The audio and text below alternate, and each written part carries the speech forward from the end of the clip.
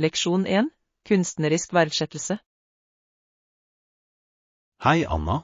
Jeg håper få din mening om noe. Ja da, hva tenker du på? Vel, jeg har virkelig begynt med samtidskunst i det siste.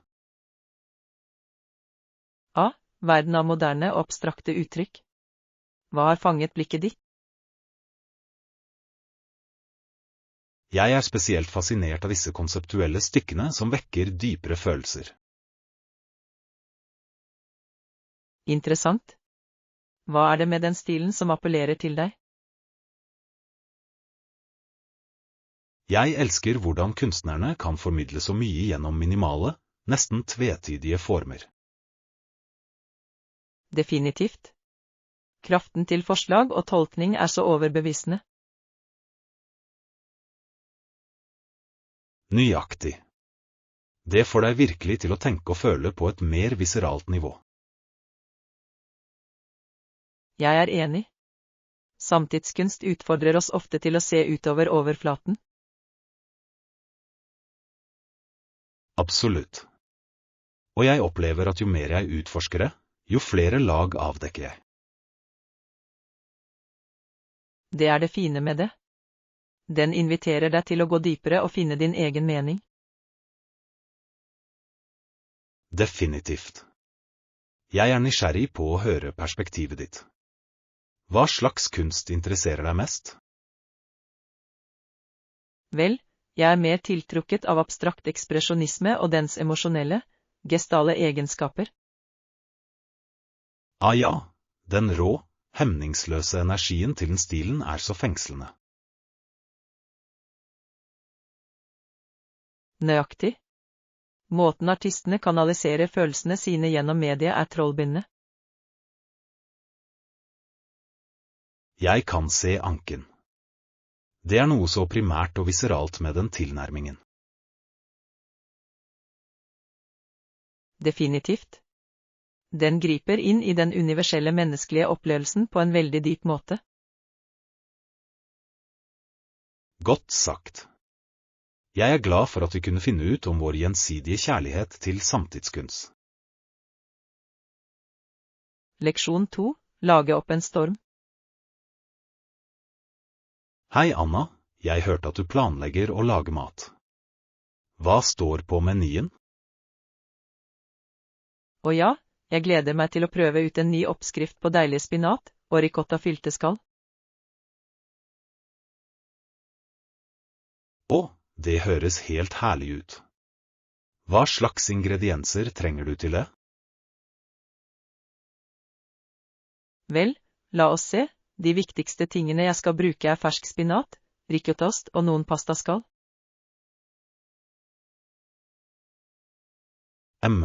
Det er en flott kombinasjon. Hva annet har du tenkt å legge til retten?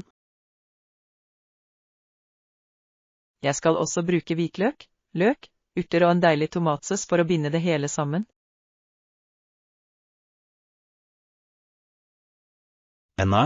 Jeg får vann i munnen bare jeg tenker på det. Er det andre viktige trinn jeg bør vite om?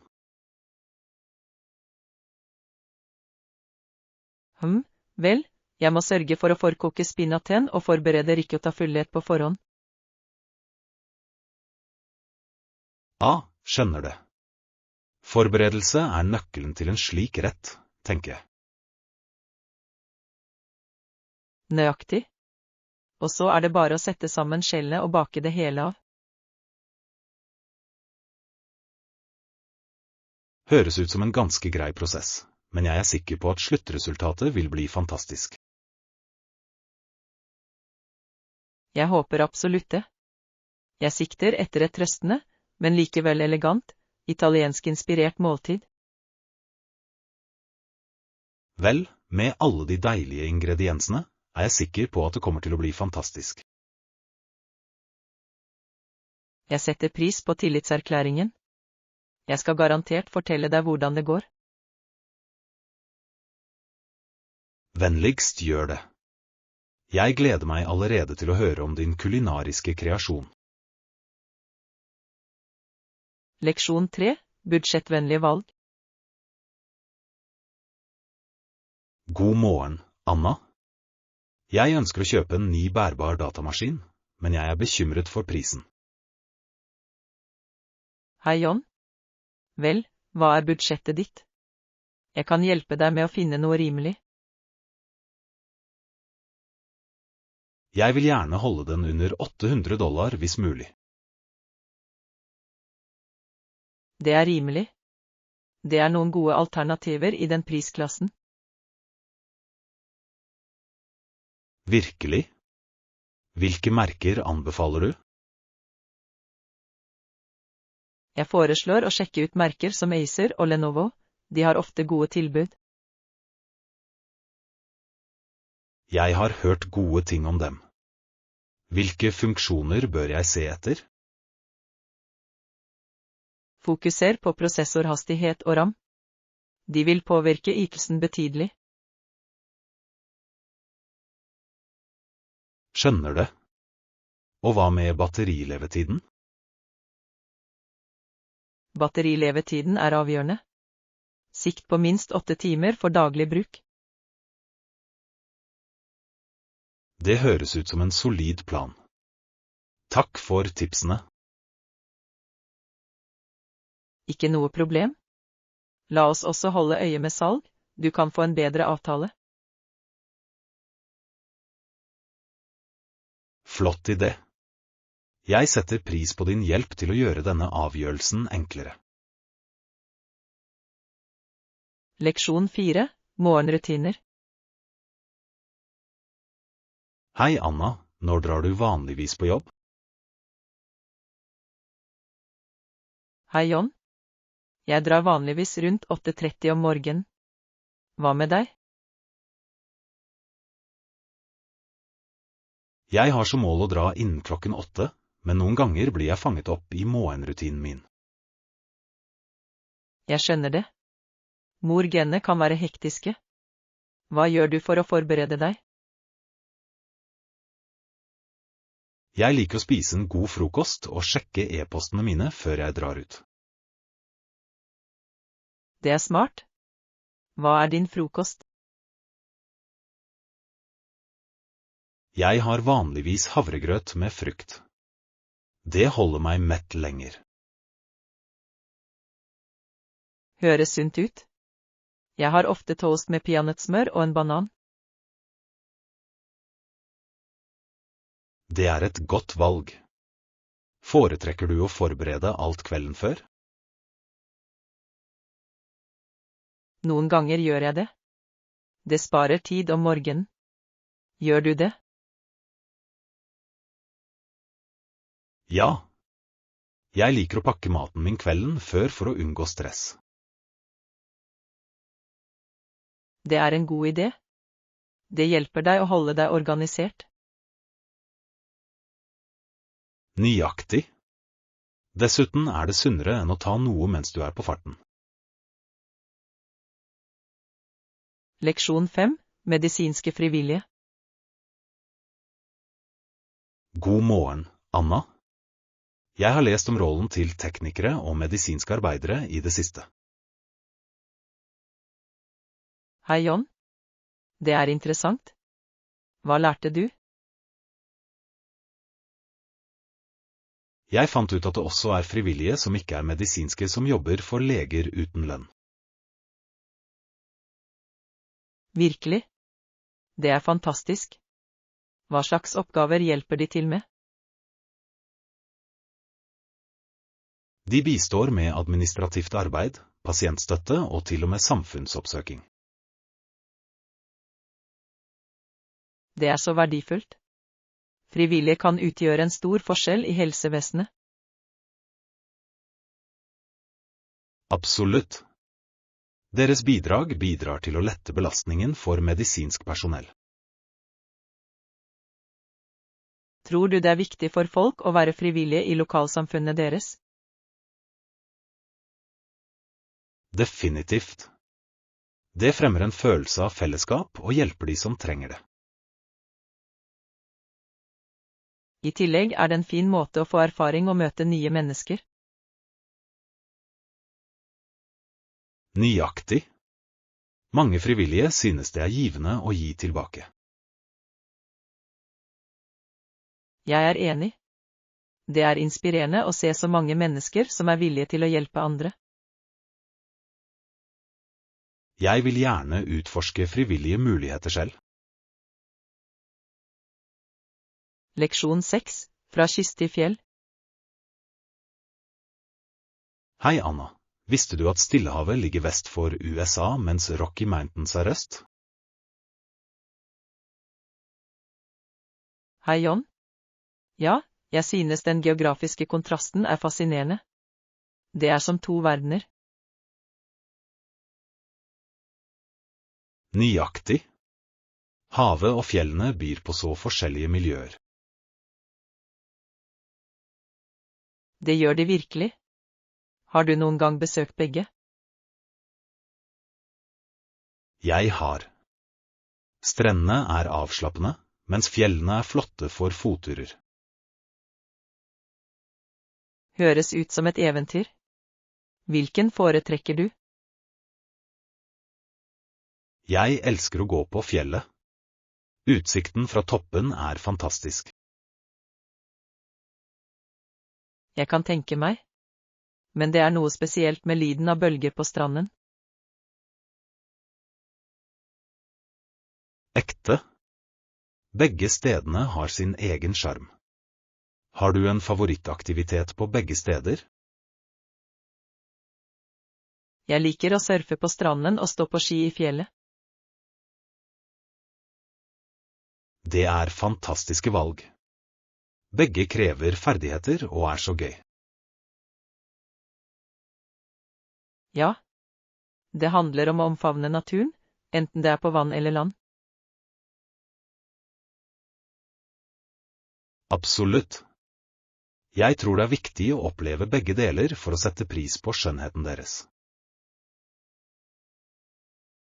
Leksjon 7, en fortelling om to byer. God morgen, Anna. Jeg har tenkt på uttrykket i en fortelling om to byer. Hei John. Det er et sterkt konsept. Hva mener du? Det antyder at forskjellige steder kan ha vidt forskjellige opplevelser for mennesker. Ja. Det er avgjørende for amerikanere å forstå at det finnes mangfold i vårt eget land. Nøyaktig. Vi må få det amerikanske folket til å høre historien vår om to byer. Hvordan tror du vi kan overbevise dem? Ved å dele personlige historier og erfaringer fra ulike regioner. Det er en god idé. Eksempler fra det virkelige liv kan skape empati og forståelse. Høyre. Det bidrar til å bygge bro mellom ulike kulturer og livsstiler. Jeg er enig. Utdanning og åpne diskusjoner er avgjørende for dette. Ja. Vi må oppmuntre til samtaler som fremhever våre forskjeller og likheter. Absolutt. Det handler om å fremme en følelse av fellesskap til tross for vår forskjellige bakgrunn. La oss fortsette å fremme disse diskusjonene. De er avgjørende for et samlet samfunn. Leksjon 8, planlegging fremover. Hei Anna, før vi drar ut, la oss lage en rask liste sammen. Hei John. Det høres ut som en god idé. Hva bør vi inkludere? Jeg tror vi må liste opp det viktigste først, som vann og snacks. Absolutt. Å holde seg hydrert er viktig, spesielt hvis vi skal være ute en stund. Høyre. Hva med solkrem? Det er avgjørende for beskyttelse mot solen. Godt poeng. Jeg glemmer alltid å pakke den. Noe annet? Hva med et førstehjelpsskrin? Det er bedre å være forberedt på mindre skader. Flott forslag. Det er alltid lurt å ha en tilgjengelig. Bør vi tenke på underholdning? Ja. En bærbar høyttaler kan være morsomt for musikk. Hva annet synes du? Kanskje en kortstokk? De er perfekte for å fordrive tiden. Flott idé. La oss også huske å ta med et kamera for å fange minner. Definitivt. Jeg elsker å ta bilder under våre eventyr. Perfekt. Det ser ut som vi har en solid liste. La oss gjøre alt klart. Leksjon 9. Utforske internett. God morgen, Anna. Har du noen gang tenkt på hvor stort internett er? Hei, John. Ja, det er utrolig. Det er et nettverk av elektroniske sider der folk kan finne nesten hva som helst. Nøyaktig. Du kan lære om ethvert emne, handle eller til og med få kontakt med venner. Det er fantastisk for kommunikasjon. Sosiale medier har endret måten vi samhandler på. Sikkert. Men det har også sine ulemper, som feilinformasjon. Det er sant. Det er viktig å verifisere kilder før du tror på det vi leser. Ja. Kritisk tenkning er avgjørende når du navigerer på nettinnhold. Hvilke verktøy bruker du for å finne pålitelig informasjon? Jeg bruker ofte faktasjekkende nettsteder og ser etter anerkjente kilder. Smart trekk. Jeg sjekker også flere kilder for å få et balansert syn. Det er en flott strategi. Internett kan være et kraftig verktøy hvis det brukes klokt. Leksjon 10. Treningsrutine. Hei, Anna. Jeg har fokusert på treningsrutinen min i det siste. Hei, John. Det høres flott ut. Hvilke øvelser bruker du? Jeg bruker benkpress, skulderpress og bicep curls. Hyggelig. De er utmerket for å bygge overkroppsstyrke. Nøyaktig. Jeg føler meg sterkere allerede. Har du en treningsrutine? Det gjør jeg. Jeg fokuserer på en blanding av kondisjonstrening og styrketrening. Det er en god balanse. Hvilken cardio foretrekker du? Jeg elsker å løpe og sykle. De holder hjertet mitt sunt. Løping er fantastisk. Jeg liker det også, spesielt utendørs.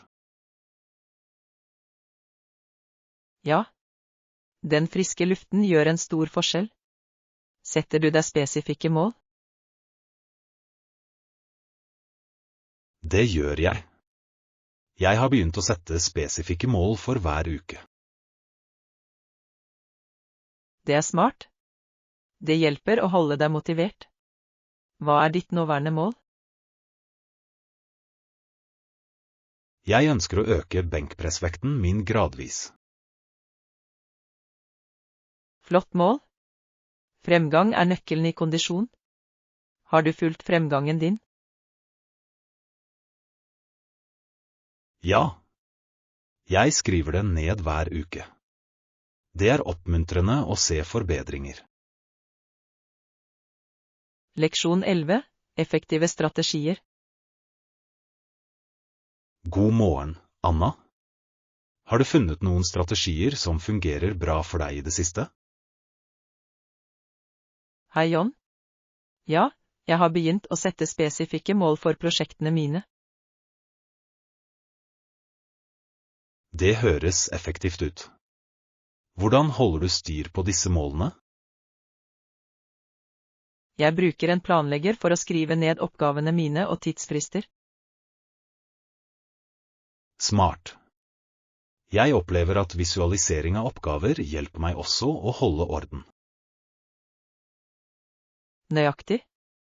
Det er tilfredsstillende å krysse av ting på listen. Prioriterer du oppgavene dine ut fra haster? Ja. Jeg rangerer dem, så jeg tar tak i de viktigste først. Det er en flott tilnærming. Det hjelper virkelig å administrere tid effektivt. Definitivt. Har du prøvd å dele opp større oppgaver i mindre trinn? Jeg har. Det gjør at skremmende prosjekter føles mer håndterbare. Absolutt. Det er mindre overveldende og holder motivasjonen høy. Jeg vil fortsette å finpusse strategiene mine for å se hva som fungerer best for meg. Leksjon 12. En rask utflukt. Hei, Anna. Vil du ta en kaffe på den kafeen noen kvartaler unna? Hei, John. Høres bra ut. Jeg tar tak i jakken min og vi kan dra ut. Stor. Jeg liker alltid lattene deres. Hva er din favorittdrink der? Jeg elsker chai-teen deres. Det er så smakfullt og trøstende. Fint valg. Har du prøvd bakverkene deres? De er deilige. Ja. Mandelkroanter er best. Jeg kan aldri motstå dem. Samme her. Vi bør få en å dele.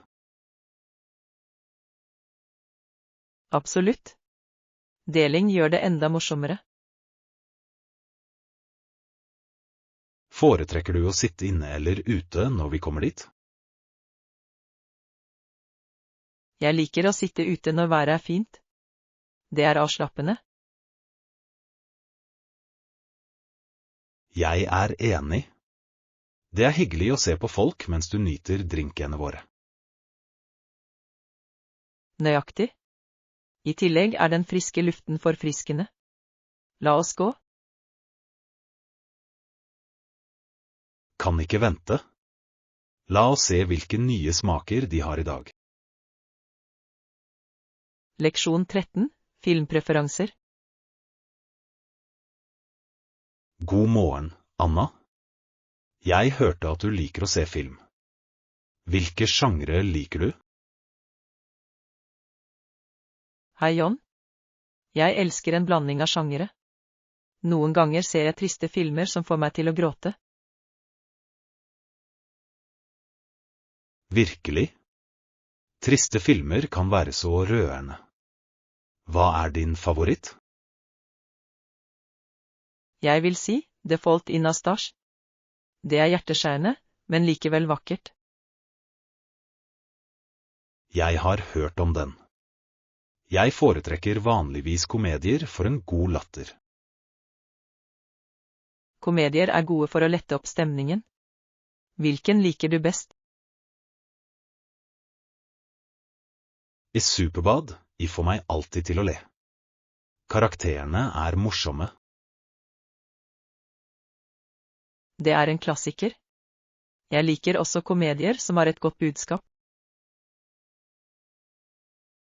Definitivt. Det er fint når en film kan få deg til å tenke mens du ler. Nøyaktig. Det handler om å finne den balansen.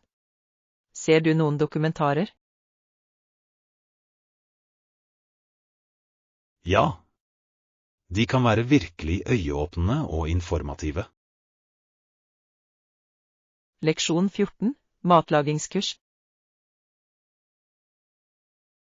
Hei, Anna. Jeg prøvde nylig å lage en ny oppskrift, og det gikk ikke som planlagt. Hei, John. Å nei, hva skjedde?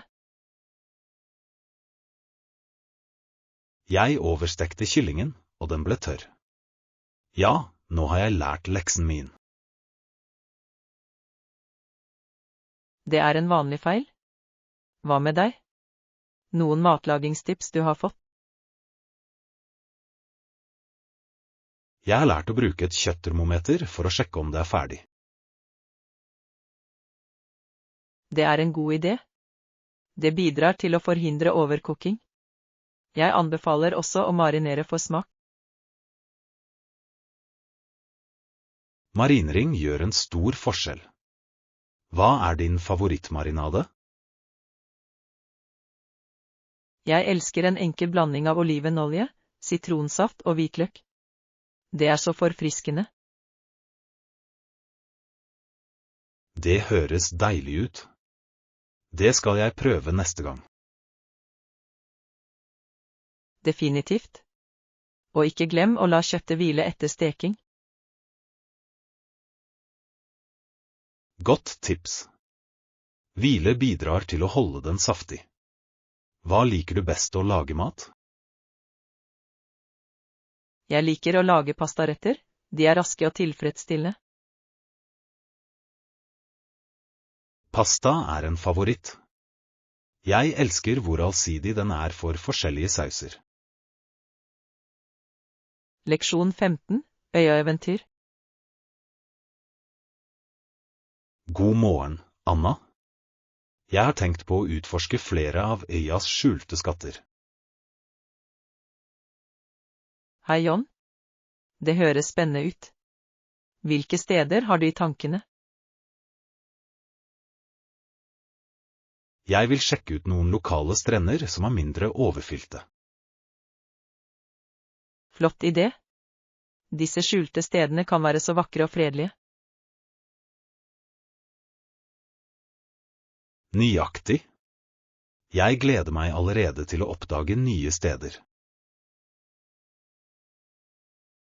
Har du hørt om de hemmelige fossefallene i nærheten? Nei, det har jeg ikke. Det høres fantastisk ut. Hvor befinner de seg? De er litt utenfor allfarvei, men absolutt verdt turen. Tell meg med. Jeg elsker et godt eventyr. Har du noen tips til turen? Ta med rikelig med vann og ha gode sko. Det kan bli glatt. Gode råd. Jeg skal sørge for å forberede meg ordentlig. Hva annet bør vi ta med? Kanskje en pikniklunsj? Det ville vært hyggelig å nyte et måltid ved fossen. Det høres perfekt ut. La oss planlegge denne helgen. Leksjon 16, deilige smultringer. Hei, Anna. Har du noen gang prøvd de små fritirstekte brødene med forskjellige pålegg? Hei, John. Snakker du om smultringer? De er så velsmakende. Ja. De fleste smultringer har et hull i midten. Hva er favoritttypen din? Jeg elsker glaserte smultringer, de er søte og luftige. Hva med deg? Jeg er en fan av sjokoladedekkede. Kombinasjonen er uimotståelig. Sjokolade er alltid et godt valg. Har du prøvd noen unike smaker? Jeg har nylig hatt en lønn bacon smultring. Det var overraskende bra. Det høres spennende ut. Søtt og salt sammen er en morsom blanding. Nøyaktig. Det er interessant hvor kreative folk kan være med smultringssmaker. Sikkert. Noen steder har til og med fruktige eller krydrede smultringer. Jeg vil gjerne prøve en krydret en. Den må ha et kick. Definitivt. Donuts er så allsidige, det er noe for alle. Vi burde ha en smultringsdag en gang. Leksjon 17. Italienske herligheter. God morgen, Anna. Hva med å starte med italiensk mat til middag i kveld? Hei, John. Det høres fantastisk ut. Pastaretter og pizza er deilig. Ja. Jeg elsker en god spaghetti carbonara. Hva er din favorittpasta? Jeg liker virkelig penne arrabbiata, den har et fint krydret kick. Det er et godt valg. Foretrekker du å lage pasta hjemme eller bestille ut? Jeg liker å lage det hjemme. Det er gøy, og du kan tilpasse det. Absolutt. Ferske råvarer utgjør en stor forskjell. Hvilket pålegg liker du på pizza? Jeg er en fan av klassisk margherita med fersk basilikum. Enkelt, men velsmakende. Klassisk. Jeg liker pepperoni og sopp for litt mer smak. Det er flotte pålegg. Har du noen gang prøvd å lage pizza fra bunnen av? Jeg har. Det er en morsom prosess, spesielt å strekke deigen. Ja. Og du kan eksperimentere med forskjellige sauser og oster. La oss planlegge en italiensk kveld med hjemmelaget pasta og pizza snart. Leksjon 18. Grunnleggende om flyplasssikkerhet. Hei, Anna. Jeg ville velge hjernen din og noe før min neste flytur. Hva er greia med alle sikkerhetsreglene på flyplasser rundt elektronikk i disse dager? Ja, flyplassikkerhet kan være vanskelig når det kommer til bærbare datamaskiner, telefoner og andre dingser. Hovedsaken er at de vil at du skal fjerne eventuell større elektronikk fra veskene dine slik at de kan skannes separat. Jeg skjønner. Jeg la merke til at de alltid ber meg om å ta ut den bærbare datamaskinen min, men trenger jeg å gjøre det samme for smarttelefonen min også? Godt spørsmål. Vanligvis vil du også ta smarttelefonen ut av vesken, sammen med nettbrett eller andre større elektroniske enheter. Målet er å gi skannerne en klar oversikt over disse elementene.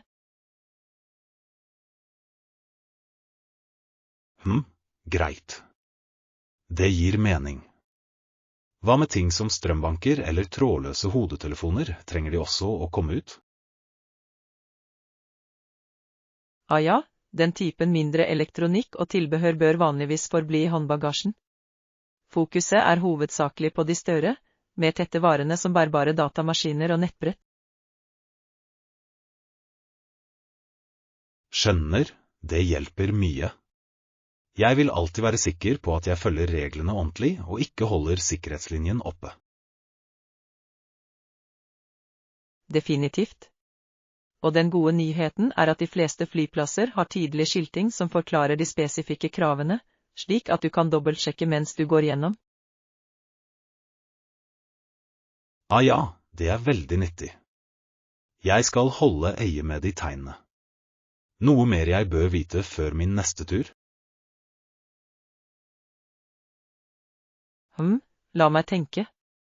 Og, et annet profftips, prøv å pakke elektronikken din i en lett tilgjengelig del av håndbagasjen. På den måten kan du trekke dem ut raskt og effektivt. Ja, godt råd. Jeg skal sørge for å ha dem nær toppen av vesken min, ønsker ikke å grave febrilsk rundt mens linjen beveger seg.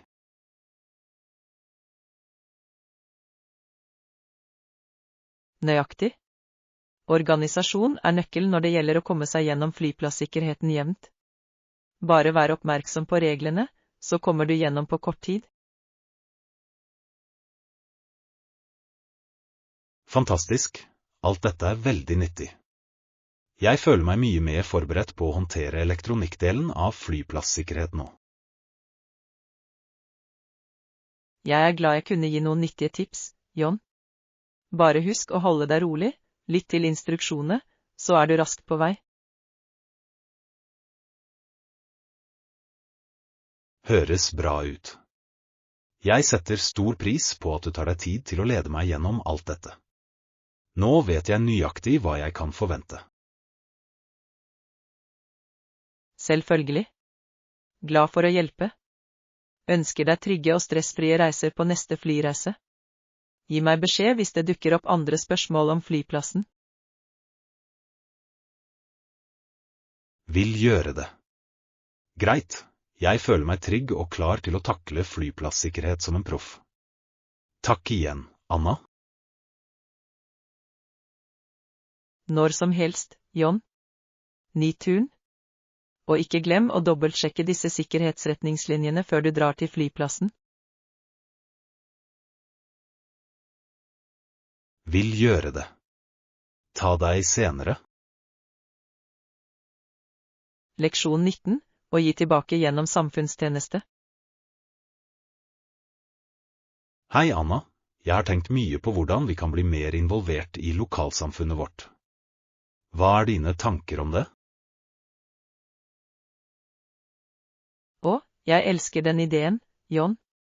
Jeg tror det er så viktig for oss alle å finne måter å gi tilbake og støtte menneskene rundt oss på. Har du noen spesifikke årsaker eller organisasjoner i tankene?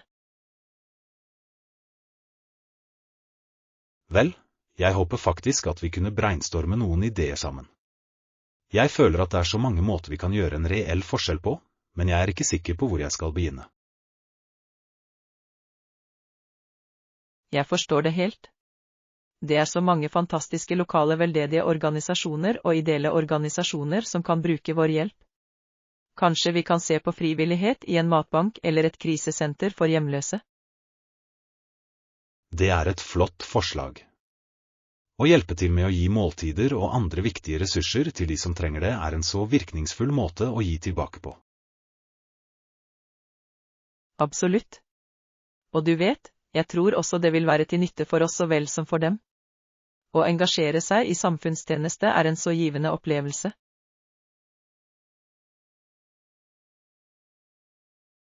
Jeg er enig, jeg tror vi skylder oss selv og samfunnet vårt å engasjere oss mer. Det er en vinn-vinn overalt. Nøyaktig. Og jo flere som engasjerer seg, jo mer kan vi utrette sammen. Jeg er veldig spent på utsiktene til å finne en meningsfull måte å jobbe frivillig på. Jeg også. Jeg føler at det vil være en fin måte for oss å knytte nye forbindelser i samfunnet og virkelig gjøre en konkret forskjell. Definitivt. Har du andre ideer du vil utforske? Jeg er åpen for alt, fra å jobbe med barn til å hjelpe eldre eller til å med rydde opp i parker og offentlige rom.